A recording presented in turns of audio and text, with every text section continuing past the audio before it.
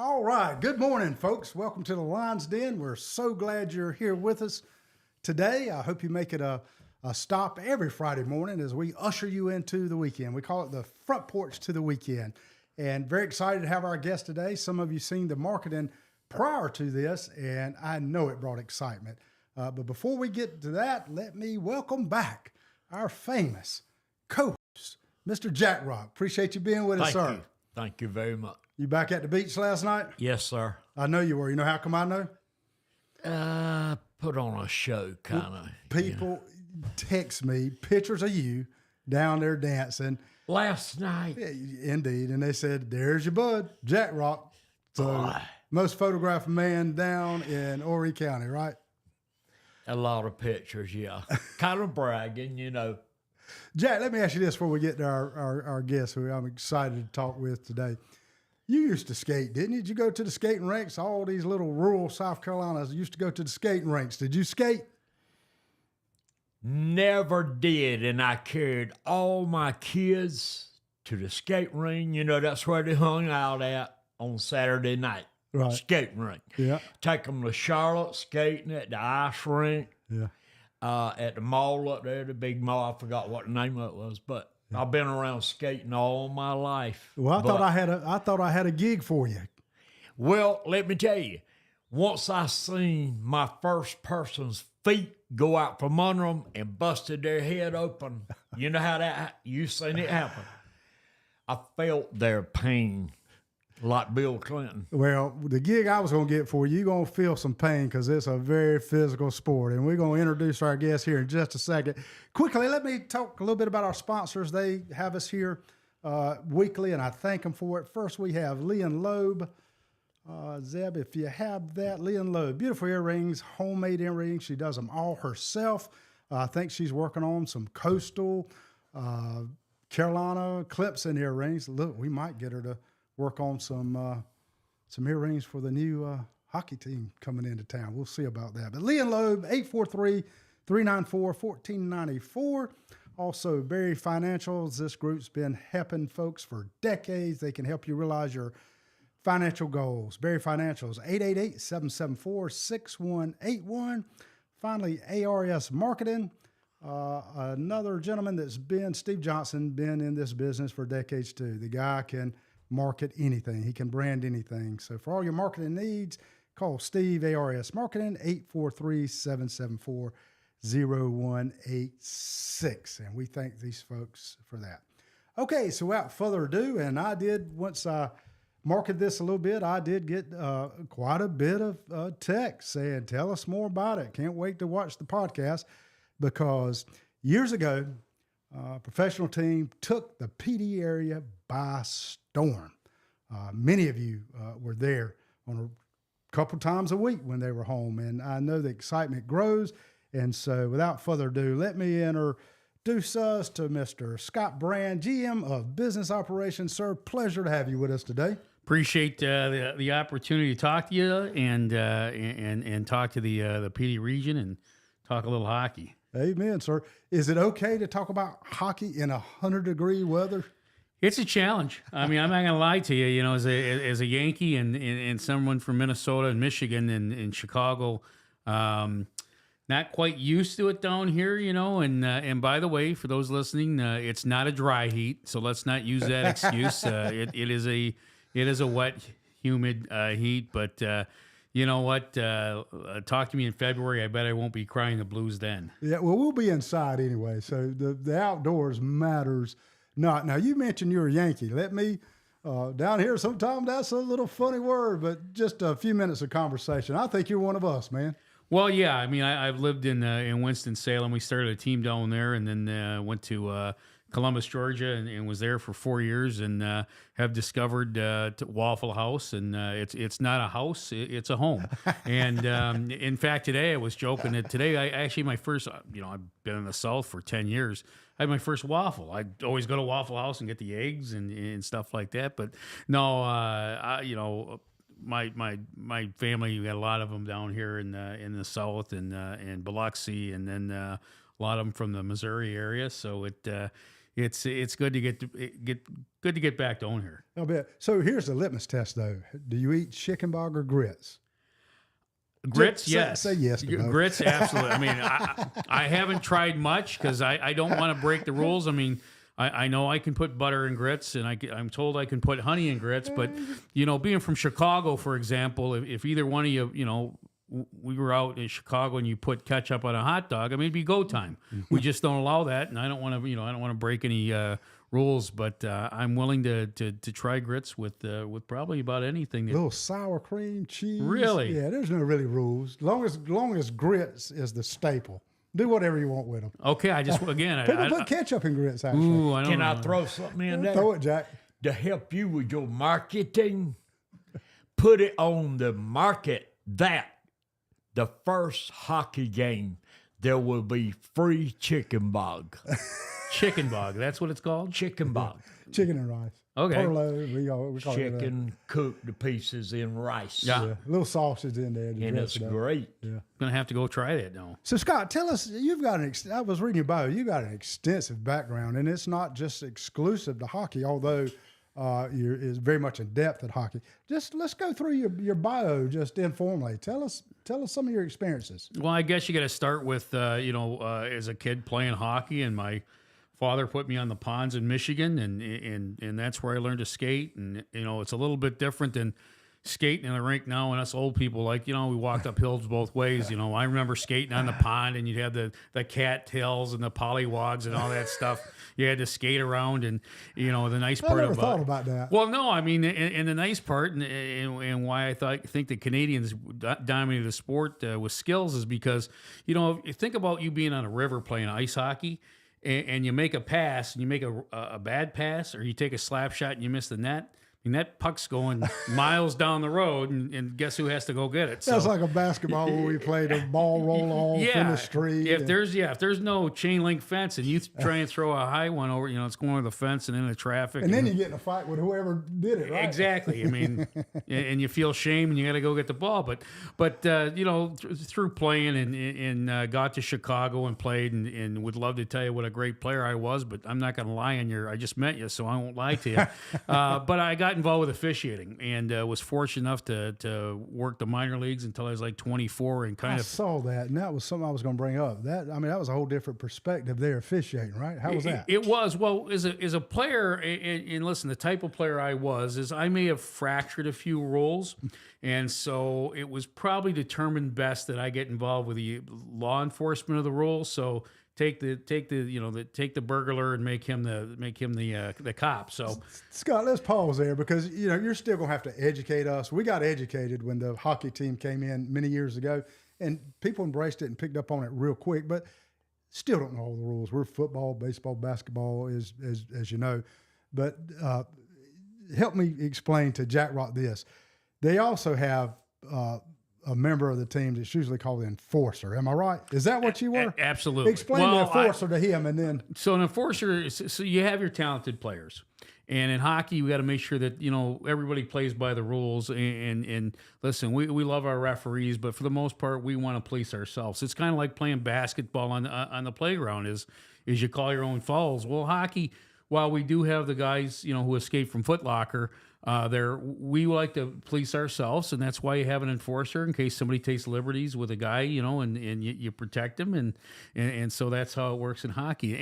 And there's always a debate, fighting in hockey, and people think that they don't need it. I disagree. I think it keeps the game cleaner. Right. I mean, we're skating around with weapons in our hands, those sticks, and we got knives on our skates, and we're we can skate up to 35 miles an hour, and that puck goes 100 miles an hour, and you're contained in that little, 85 by 185 or 200, boxing ring, and so tempers flare, and the occasional fight, and people generally don't get hurt in a hockey fight. Yeah, I don't think I've ever seen any real injuries, but Jack Rock, they go at it. And you see it at least once, sometime twice and more a night. It's fascinating.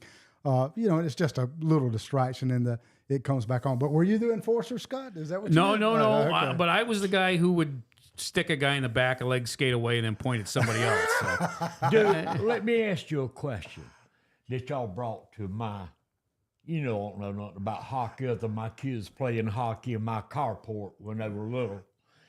And do you have to be able to qualify to be a professional hockey player? Do you have to be missing a front tooth? Well, you know, what's funny is I played hockey and never had any dental issues until 2 years after I retired. I was a referee, and a guy turned around and clipped me with a stick and reconstructed my bottom lip and these teeth and everything else. But, you know, I don't know what it is. You'd think we'd be smart enough to put a mask on or at least wear better mouth guards. But I think we look at it as a badge of honor. Yeah, but to the contrary, Jack, those guys on that first team, I mean, they were not only were they celebrities in the community, many of them were heartthrobs as well. What you made me think of explaining the enforcer to me, since I'm ignorant about hockey, and that's why we're having this marketing podcast to kind of help people like me out. But what comes to my mind as you're explaining enforcer to me is that's what the WNBA, the women's basketball. Yeah, you see a lot of you're seeing a lot. You know what it reminds me of? They need an enforcer when Caitlin's playing. Well, she's got one. Well, her teammate is taking that role. But that isn't that her name? Kate, Catlin. Yeah, the Indiana gal. But she has made, I don't know how much money they're paying her, but she has made women's basketball. No question about that. Scott, so it's just not exclusive to hockey. You've got background in other sports as well, which I think probably serves you well in this role. Right. Well, so after I got done officiating and somebody says, go run a hockey team. It was like, here's the keys to the car, learn to drive.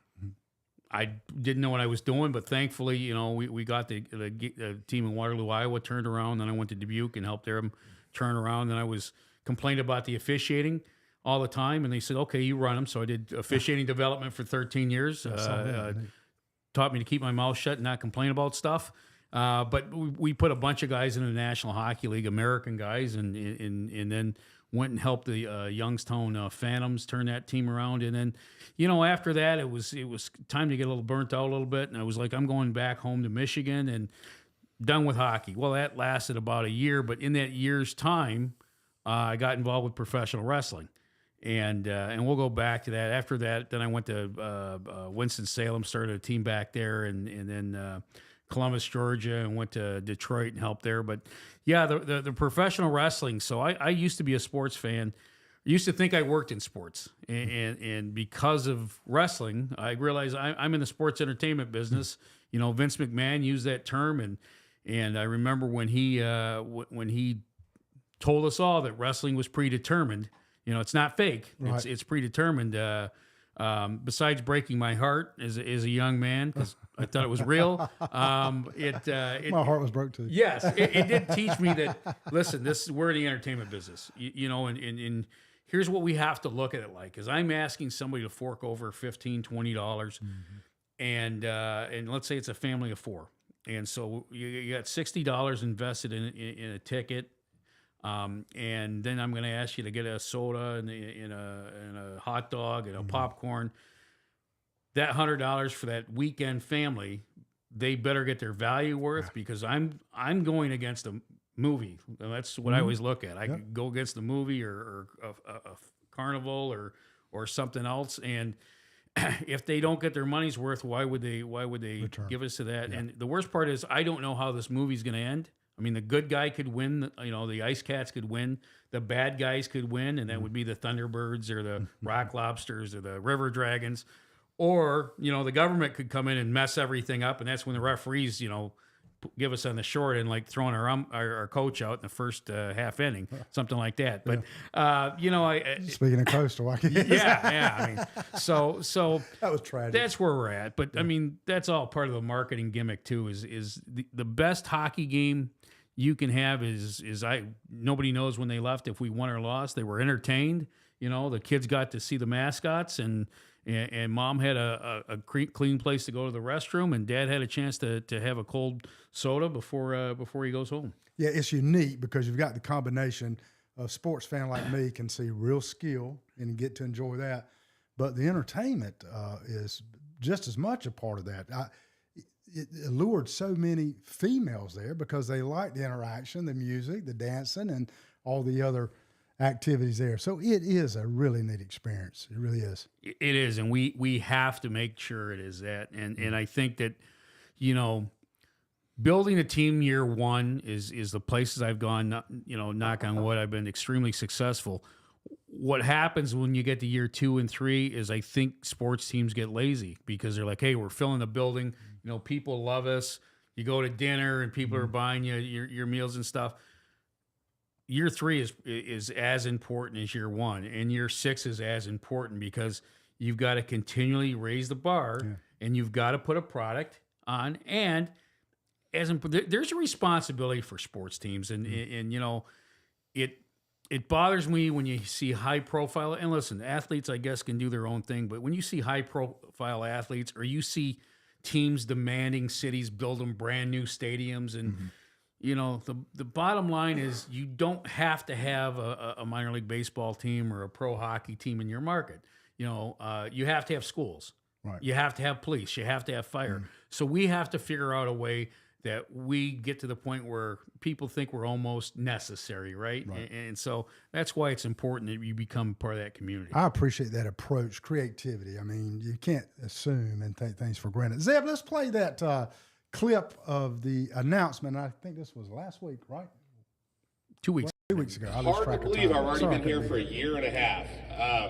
You know, as everybody said, the first thing on day one of the job is when you're bringing hockey back. It took a lot of work to make that happen, and we're so excited to be at that point today. I also wanted to thank the community of the Florence and the PD for coming out and showing the support like you have. You know, not only in the public, but also all of our corporate sponsorships and our city and county leadership and our board. You know, everybody's come out and is in full support of this, which is going to make this great. You know, this is the third hockey team that I've been able to spin up with the first one here. Very excited to continue our partnership, you know, and everything we're going to be doing is going to be in lockstep with the team owner. So, without further ado, I do want to introduce our new team owner, Parker Moscal. Parker?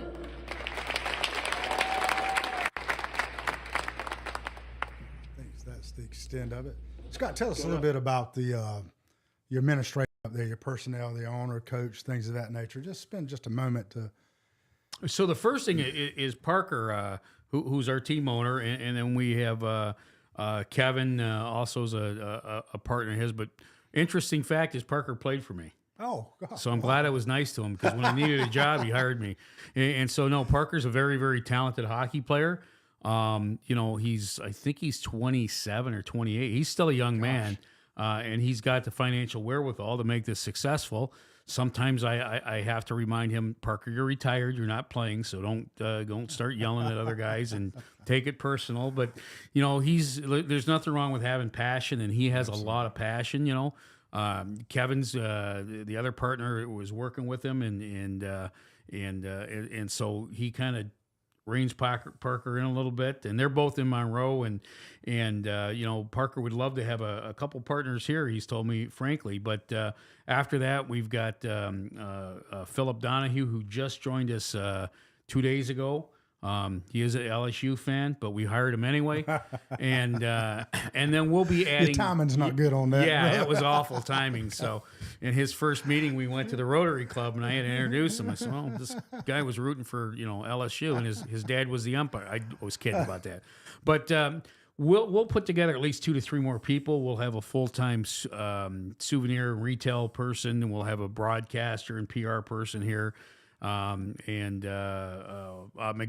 and Miguel works for us too, and he does some sales, and so we've got we got a nice little staff and putting together. It'll be a young staff. That's usually how it was at this level, and I'm the old man. A lot of energy, right? You gotta have a lot of energy. That's the nice part is the kids understand the My Facebook or whatever it is, and the tweeters and all that other stuff. And you sound like Jack Rock now. Yeah, I mean, listen, you know, people are turning on, they'll see that, however long the show is, none of us have our phone in hand. And how often does that happen? But the nice part, the nice and the sad part is these kids are here to learn, develop. They'll get better and they'll go on to bigger and better things. And hopefully, and that's got to be neat to watch. It is neat to watch because I've got quite a number in the National Hockey League and the American Hockey League and Major League Baseball and Major League Soccer. And so it's fun that those kids have moved up. And as important, I can get free tickets to events. So that's always a good thing. Scott, just a few moments spending with you, I can tell you're savvy on things, but I know you understand the dynamic of this region. Florence is the hub and growing tremendously. I mean, they're doing great things with economic development. But I can tell you from attending so many of the games of the previous team, you see folks all in the region, Marion, Mullins, Dillon, Hartsville, even in Horry, parts of Ain or Darlington, Sumter. I think that's such an important dynamic, and I think you'll agree with me, to draw those folks in. Because you see, even I'm a big sports fan, and I'm sitting home, and when I watch a game on TV, sometimes I love rural South Carolina, would never leave, but I'm thinking, man, if I was in Charlotte, I could just go see the Panthers play tonight or the Bat. We have traditionally not have that here, so that's the reason for the embrace, knowing that on a Tuesday or Thursday night, I could run out and go see the Icecats play. So you understand that dynamic. You know what? I do, and it's new to me. I'll just be up front with you. When I was in Waterloo, Iowa, we had, the county there, Black Hawk County. Waterloo Blackhawks is the name of the team, but I can't take credit for that. That team's been around since the 40s and 60s and everything else. But there was 130,000 people, 140,000 people in the county. In Dubuque, there's 90,000 people in the county, and Columbus, Georgia, and Winston-Salem. I mean, those are not big cities, but they're good-sized cities. When I was talking about Florence, I'm like, where do the people come from? And while first of all, don't ever be called Florence. No against the Florence, but you are the Pee Dee region. That's right. And we have to encompass Hartsville and Darlington and Myrtle Beach and that whole area. And I think we can. I mean, the Panthers do it, or the football team does it, and I know there's people in this city that have season tickets to go watch the Hurricanes. And so it's not going to be different. You still have to make sure the fans get their value, but you have to realize, hey, we are Hartsville, we are Sumner, we are. I mean, and that's where we're at. But you're right. That's why it was so successful here. I mean, when the Pride left, they were still averaging 4,000 people, which blows my mind. Why would you leave? Yeah. I don't know what happened. I don't know the dynamic either. They were going to move to Myrtle Beach. Yeah. Well, the problem is you have to have something important. You have to have an ice rink, and Myrtle Beach doesn't have an ice rink. So I don't know who in their right mind thought it was a good idea, hey, we're moving, without the ice rink being built. And then, another team came in. It seems like they struggled a little bit, but no, you're absolutely right. This is a regional team, and we have to become. You guys gave us enough time to really miss you. And that's why I think it's really going to be embraced again. It was a culture. We all came together. I saw buds from Darlington, and it was just neat to see everybody as we came together on one accord, and that was the root for our local team. Jack, what, you had a thought? Question for you, just in case you don't know, and our viewing audience don't know, that would be, and you talking about this population thing. The Pee Dee area consists of how many counties? Well, just tell us. Don't ask you that. No, I think I used to know We're this. going to see how up to date it is. Is it 8 or 9? You're close. 7. Well, and you that, straighten me out. That can be discussed. The congressional district was 8. Normally it's really? considered 7 so and 9. Right. Yeah, about 7 and 9. That's arguable. That could be arguable. No, but we grabbed Columbia. I mean, we love you, Columbia, if you're listening, but because that's a good city. It's only 60 miles away too. I don't know if that's drive. That's an easy drive. Easy drive for all of us. Yeah. I mean, this is the hub for all of us. Tell us how hard it is to recruit on a new team. I mean, how'd you guys go about recruiting players? Well, our head coach, Gary Graham there, I mean, he's got experience, number one, and so does Parker. And then I have connections too. In fact, I got 2 players from Motor City where I was at last year that are coming down here. We picked up in the expansion draft.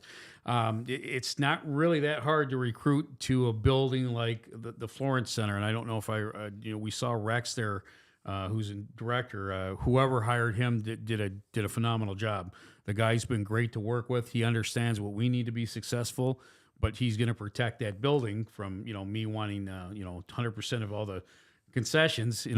But I'm going to tell you is that the way that the community's embraced this, people want to play here. I mean, number one. Number two is, as much as we talked about the heat right now and humidity, when those players report in October, November, December, January, February, March, it's they can drive out the garage without shoveling. Do you want to be in Port Huron, Michigan, where we're getting games postponed and canceled? Haven't in February when I walk outside, I'm sure I'll have to scrape the sunshine off my windshield, right? I mean, it'll be different, but it won't be me just scraping ice off. Yeah. Can you give us a peep inside? Is there any, and you may not want to do this, but is there any spotlights we can put on any Herald players that you got? Is anybody you're really excited? Of course, you're excited about all of them, but anybody come to mind? Our goaltender and Rico, and I think it's Gonzalez's last name. I don't know why I just blanked on it, but he was behind Trevor Babin, who's a phenomenal, probably the best goaltender in the league. He got traded to my old team there down in Columbus, and he stepped up this year for Motor City. Did a phenomenal job, and that's great because I like to build from the net out. Some teams, in the old AFL, they used to, was Air Coryell and long bomb passes and everything. In the old NFL or the NFC, I mean, it was all defense. The Chicago Bears and Detroit and in Green Bay. And so, we like to build from the net out, at least I believe we do. And then we got to get some high scores. And we're still right now, our roster is such in flux just because at some point, we got to figure out what we can do with immigration. I'm told that's getting a lot better now. And then we'll deal with players that get called up. Okay.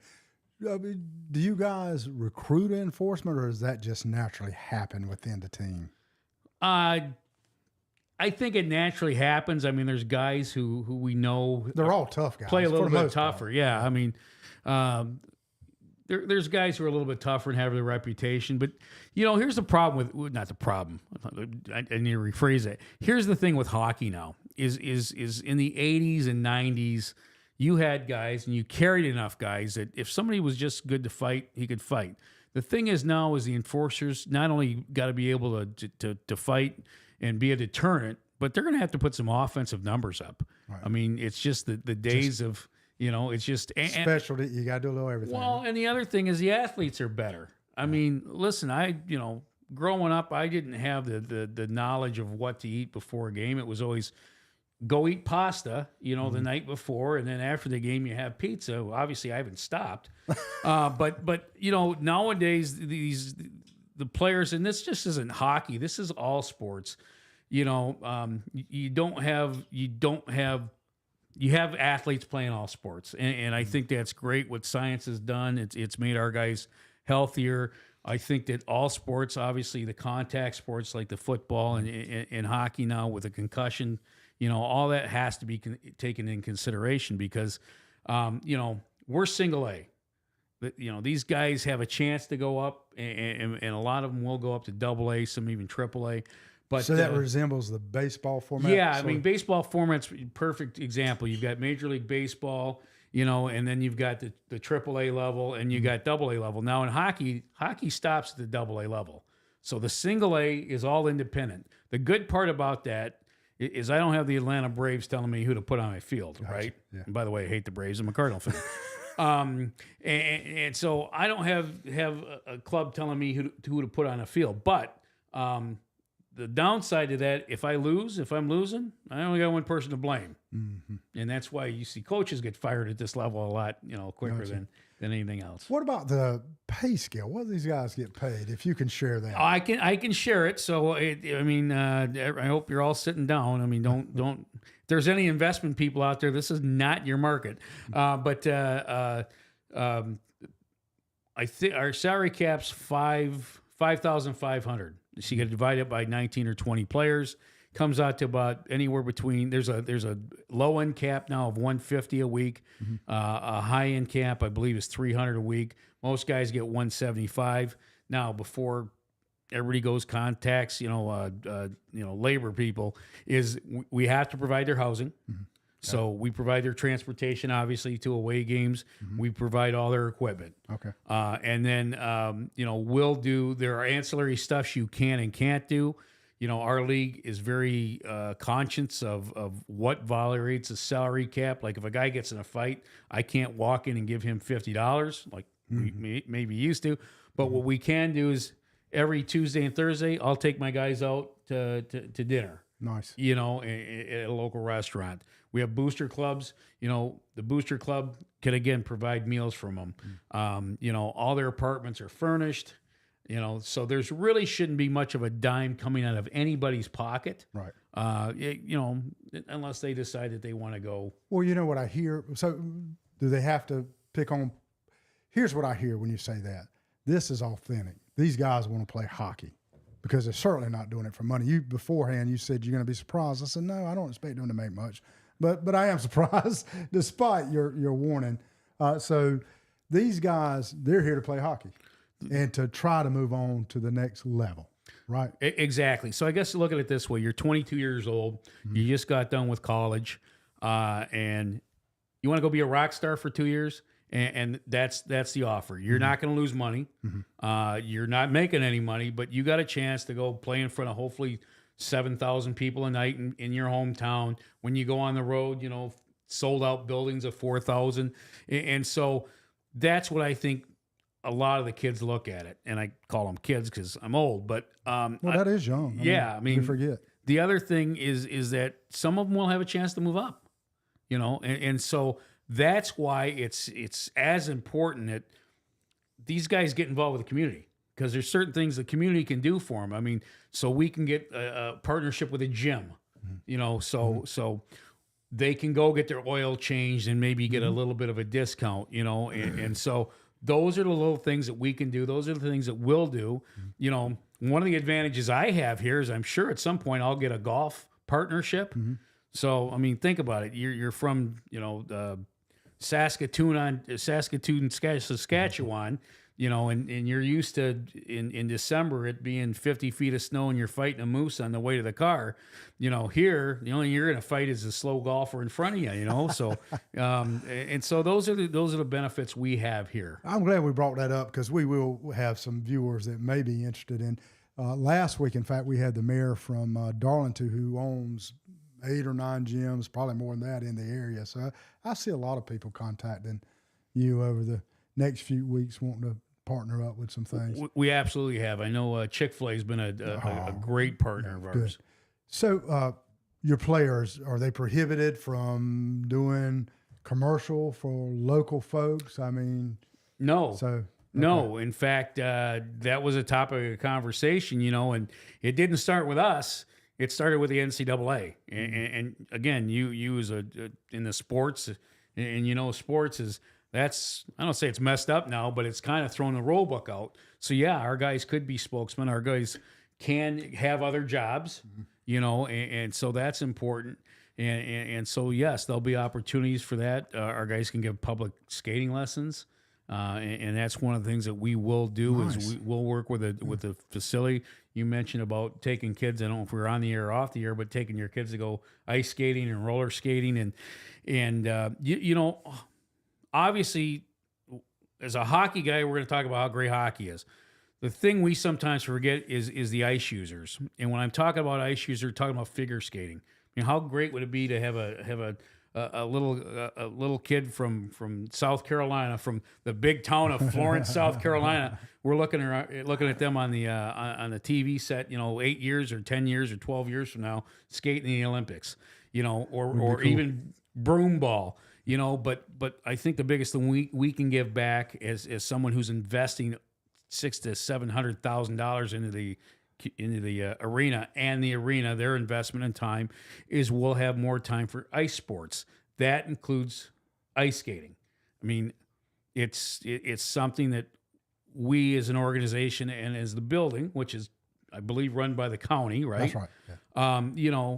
Just because again, it gets back to, hey, we're the hockey team. That's great. Community has to get something out of that building, yeah. and increased youth sports and increased added value. Public skating.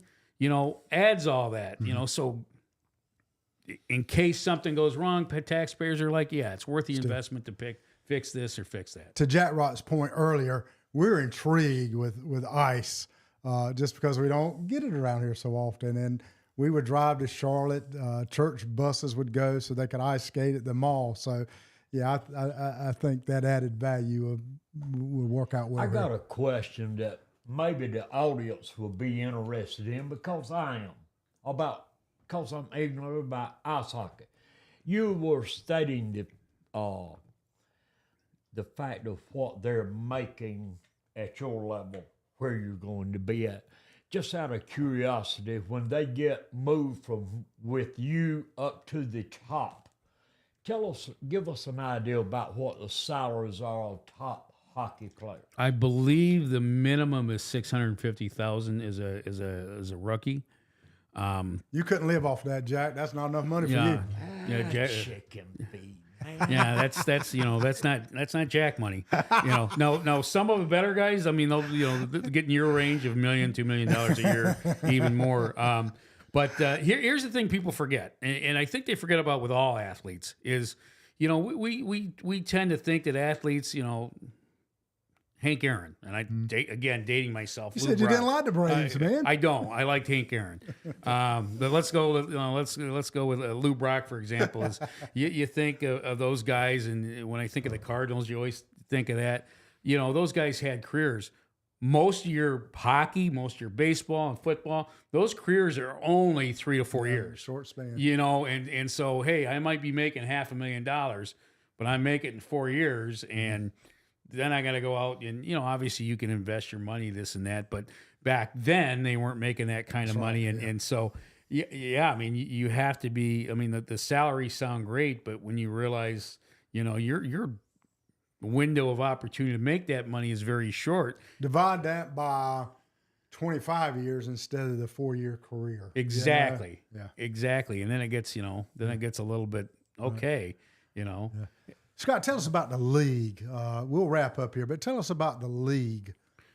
So now remind me to ask you about that ring too. But tell us about the league first. I've been noticing that ring. I was going to. I see you looking at it. That was my main question. I was holding on.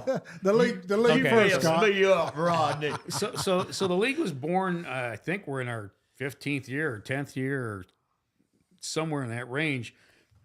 And kudos to the league. There's not a lot of leagues that last this long. And so it's called the Federal Prospects Hockey League. It's got 14 teams.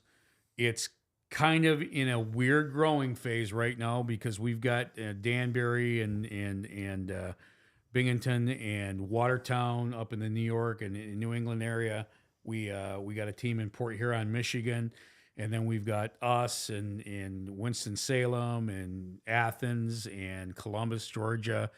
Biloxi and Monroe and Baton Rouge, and then we Whiteville, Virginia, and then we've got Columbus, Indiana, and then Topeka, Kansas. So you've got all these kind of teams in the southeast, I'm hearing extensive travel expense. And so, Topeka's a good market. They've got, good marketeers there, but it's 10 hours away from the closest team. Now, the question is, next year, do we get Dodge City to join us? Do we get, Waco, Texas? Do you get Wichita Falls? Then it makes sense, right? So, but the league's at single A. It's independent. It's been financially, it makes a lot of sense. It makes more financial opportunity, sense to be operated at this level. If you're going to operate a pro hockey league. Do y'all bus or is there any flight? Yes. I mean, that's extensive travel. So generally you bus, and teams have two thoughts. They'll go out and spend $100,000 on a sleeper bus, and the nice part is when your bus runs, you're the smartest man in the world. The second it's pulled over on the interstate, you're the dumbest guy in the world, right? And so there's those buses, and other teams charter. So like Danbury has their own bus, and the Black Bears have their own bus. Watertown has their own bus.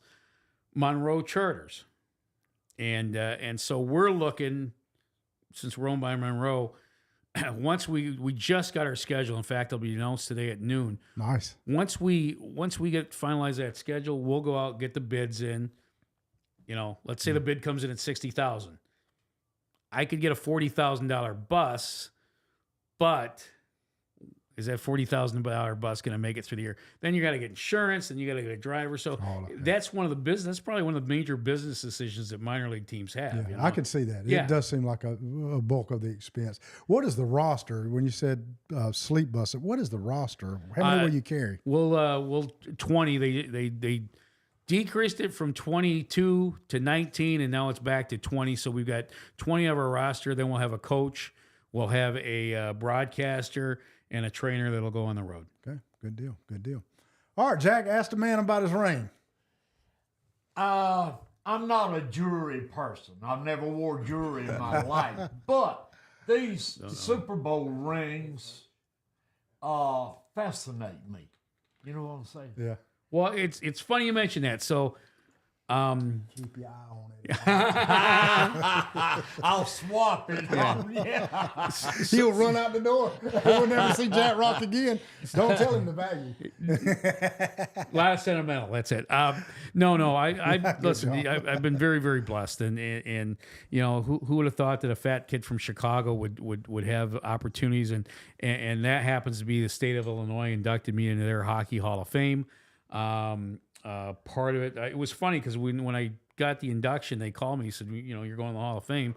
Of course, my first reaction was, oh, as a player? And they're like, absolutely not. But it has to do with officiating. It has to do with the teams and the contributions of the players that are still, or the teams that are still around.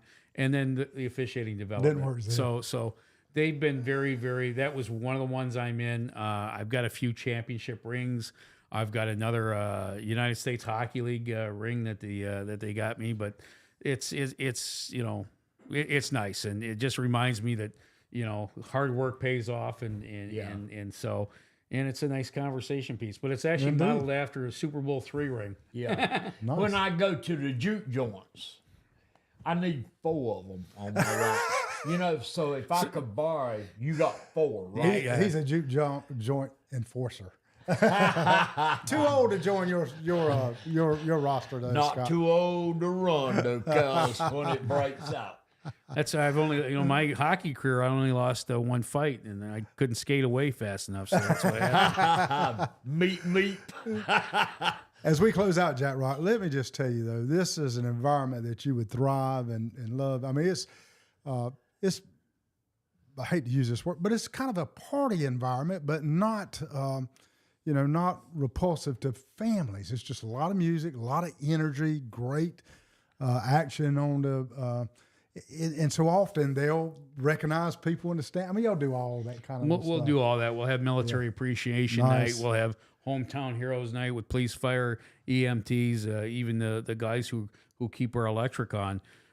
They're very, very important. I'm learning down here, you know, and probably should include the people that kill all the bugs on that hometown heroes night. But no, you're right. We'll do all the things minor league teams do. Number one, and as you mentioned, it's a $20 cover charge to get into the family bar. But we have to remember families. I mean, you know, we debated like dollar beer nights and thirsty Thursdays and.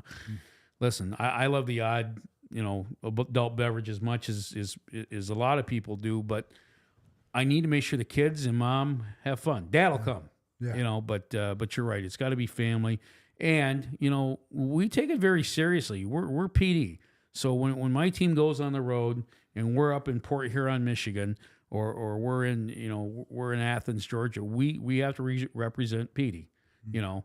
Hopefully that representation is somebody that scores a lot of goals and occasionally put a stick in their teeth. But other than that, no, I'm kidding. But we take it very serious. We're representing Pee Dee. We're the Pee Dee, you know, Icecats, and so that's extremely important to us. Well, you got to be mindful because earlier conversation, you've got a grandfather that was a holiness preacher, so you got to toe the line a little bit, huh?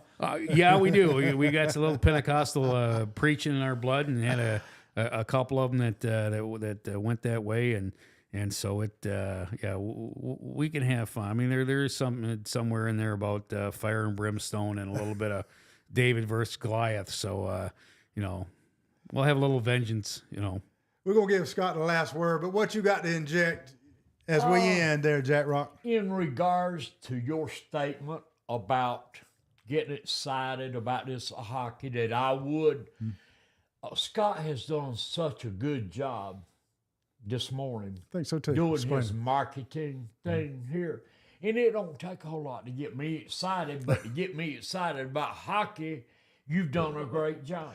Me and you are going to attend the first game together. I'm going to pick you up in Lakeview, South Carolina, and we're going to drive over here to see these Icecats. Okay, that'll be great.